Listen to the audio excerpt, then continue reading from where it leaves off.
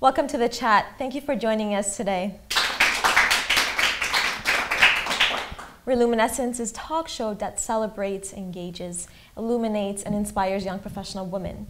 And we're so excited. We're going to be speaking about campus groups and organizations, and they're a huge part of our academics, and they add value. Yeah. So, let's travel back in time. Alyssa, you just graduated back in 2012, and Rachel, you're still in school. Mm-hmm. So, if you had to start an organization, if you have the time and the resources, what organization would you start? And money, I would start a program or an organization that caters to parents with children, young parents. Who go back to school, who decide to go back to school. So then that way it sets a platform, they get to know each other, they meet and greet, they can study while their children are being taken care of. Sort of like when you go to the YMCA and you bring your children, and then there's that program where the kids are being babysat, but they're doing leisure activities. So they could create like a small little library for those kids while the parents are studying. So that's my take. Isn't there a daycare already on campus? It's not. It's on campus, but they're only open certain hours. For instance, if a parent wanted to study anytime after 4 o'clock, that's not an option for you. You have to go home and take your child home and out of that daycare. Plus, it's very expensive. Young people don't have the money to pay $54 a day for a daycare. So if they created that platform, even if you paid one annual fee a year, just to have that option of bringing your child to that place. So that's what I would do. How about you?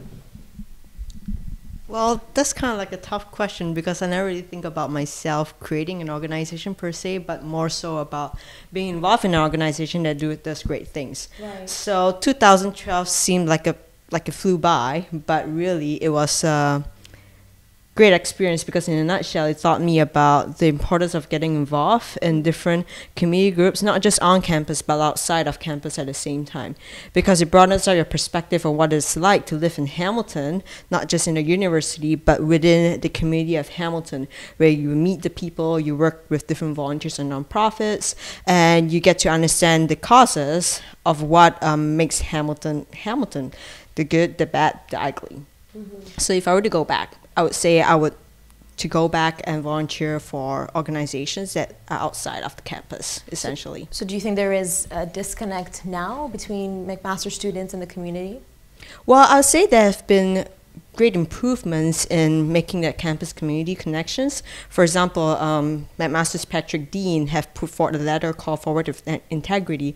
And that letter, essentially what it says that the university should make deliberate attempts to forge the connection between the campus and community. And I've seen many, many examples to heed that advice. For example, I remember about a year and a half ago, a group of resident students, resident leaders, brought together new university students down in the heart of James North to experience Art Claw. Right. And they chartered a bus, and it was just a great night out, walking on James North and just get a sense of what it's like to live in Hamilton. Because I think there are a lot of different organizations that go about doing that, and I think little by little it adds value to the person experience and also the school as a whole. So retain the students. Yes, I was going to say. I mean, that adds value, right? We got the medical center coming in. We have the Center for Education relocating to the heart of downtown. So yeah, And how about yourself, Sherry? Oh, well, before I answer the question, I came to Canada back in 1997, and I came for many reasons, but a few of the reasons were for education, for safety and freedom. So I'm a female who feels privileged to have pursued an education, and I feel like it's my obligation to instill that same motivation and appreciation in the rest of the females around me, and literally everyone around me. So I graduated in 2011, but if I had to go back, I would start an organization where, it empowers, similar to what Illuminessence does, but on the student undergraduate level, I would empower, educate, or bring awareness to some of the services like scholarships. So myself, I would go after a lot of scholarships because I couldn't really afford my education, so I would go after them. And what kind of people would you be targeting? Females, males? Females. Immigrants, more or specifically just in those. general? Exactly. More specifically those who are new to the country. Right. But start a female organization. I think there is a similar organization right now called the Group Women in Business, and I come from a commerce background, so they started at the end of last year, and they're doing great things, and they've created this platform that engages and motivates and empowers young undergraduate females who are interested in business. Wow. Okay, so let's suppose those women, being immigrants and everything, how would they hear about that? If let's say you were to open an organization like that, how would they hear about it if they are not engaged in the community in Hamilton? Like you mentioned, you don't know unless somebody tells you about it. So if they're immigrants and they don't speak English and they're finding a hard time adjusting, how would they hear about that if it's not? How would anybody hear about it in general? Like I think that's what we're having a hard time with, right? Because like I go to school, like you said, I know nothing about any organizations. Like that's just how bad it is, because no one's wearing a sign outside campus saying, come join this organization, So how would you hear about it? What are the steps anyone can take to know about it besides social media, especially being an immigrant? That's actually a good question. I mean, you start off with the Frosh Weeks, setting up a table, spreading the word that way first. But I think word of mouth is a very powerful marketing tool. As you start holding events, the more people know about your group and organization. And I'm huge on connection. So the more connection you make, the more people see the value of this organization to the undergraduate students. And people just naturally attract themselves to these groups and organizations. Fair enough. Yeah. Fair enough. Oh, sorry. And I also say that it's useful to connect with organizations who already have that connection with the immigrant communities, because oftentimes you trust people who are of the same culture and the same background as you. True. When you first come to Canada, that's the first kind of level of trust that you develop with. So there are various organizations in the community that have that grassroots connection with different community groups, so to speak. Youth groups, diverse cultural groups and whatnot, and things like that. I could think of the Hamilton Center for Civic Inclusion, the Immigrant Women's Center, and for youth, I could think of the NGen Youth Center as well as the Living Rock Center. So it's establishing the personal connection with, by using established diverse community members in Hamilton to be ambassadors for your organization and to make that step in connecting with the newcomers. That's very true, very true. So now I think everyone should go sign up for an organization. We've mentioned it about 1 million times, so I think they get the message.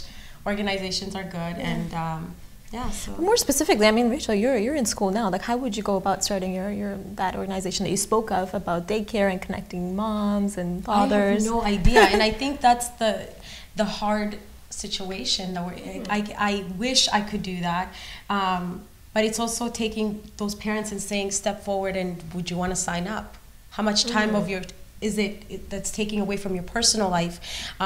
If you treat an organization as a job, then it feels like a job. But if you don't, then I think put it in your lifestyle, like anything. So if those moms step forward, those dads stepped forward and said, as a united front, let's start something, I think it could work. Okay, well, we're excited. I mean, we're going to have a great show today. When we come back after the break, we're going to be connecting with a young female who started her own organization. Wow, I actually want to hear about that. And I think you're going to be interviewing her. So. Welcome back to the chat. Here with me, I have Zarbuft. She is actually my friend who goes to McMaster University, and she started her own organization. So why don't you tell me a little bit about that? So the organization is called Students Advancing Brain Cancer Research, abbreviated as SABCR. It is the first of its kind in Canada, and the whole idea of the organization is to provide students with a platform to gain leadership skills and really act as leaders within their communities. And over the last 3 years, what we've really done is harness that sort of a passion in youth, because a lot of times there is a plethora of youth and opportunities, but there isn't that bridge to kind of connect the two. So another aspect of SABCR is sort of letting students take ownership of their work. So it's not only listening to their ideas, but supporting them and also advancing brain cancer research within the healthcare field. Right. And so how can people get involved with that? So for students on campus, because this is the first of its kind in Canada, and we do support student initiatives, so the way that they could get involved is obviously first approach the organization itself. We are a McMaster organization. If you are a student, that's a benefit to them. So for anyone who's trying to get involved, they can really reach us out through getting in touch with us. Okay, excellent. And what inspired you to do this? Because I know you have, when somebody starts an organization, you usually have a reason behind it, and something that one day you woke up and said, you know, I'm going to start this. Why this particular field? What drove you to start this, brain cancer? So it's an interesting question, and there's actually a story to why it got established. One of my friends was diagnosed with a brain cancer, so it was interesting to see someone who was the same age as me, someone who has the same desires as me, to kind of go through that while I was facing a different reality. Right. So why would her life be so much different from mine? And I wanted to know what it is that I can do for individuals who were the same as me, but their opportunities were a little limited, because she would have constant headaches, and she was going through that. But I wanted to get involved in something in Hamilton, and it didn't exist. So I looked around surrounding areas. I didn't find anything. So I got ahead, and it was a lot of hard work, but now I started off with my little brother being the first supporter. Now we have over 200 members. Wow. Yes. Wow. That's amazing. So how's your friend doing? She is well now. She had to go through chemotherapy, as do other cancer patients, because there is no cure for brain cancer, unfortunately. The whole idea of the organization is, as Canadians and Hamiltonians, we understand our responsibility to give back to the community. So the whole idea is to be able to find the cure for cancer. We really believe that we can do that, brain cancer, within our lifetime. Okay, and do you believe that one day you guys will expand not just for brain cancer, but also liver or heart disease, or just in general? Do you think it'll grow beyond the brain?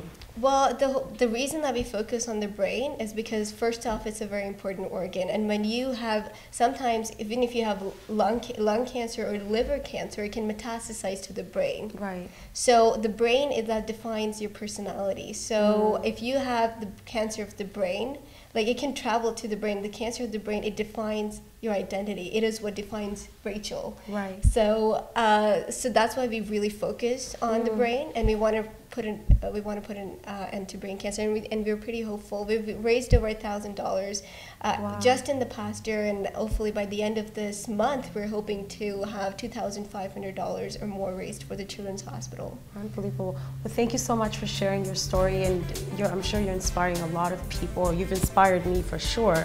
So on that note, we will be right back with the chat.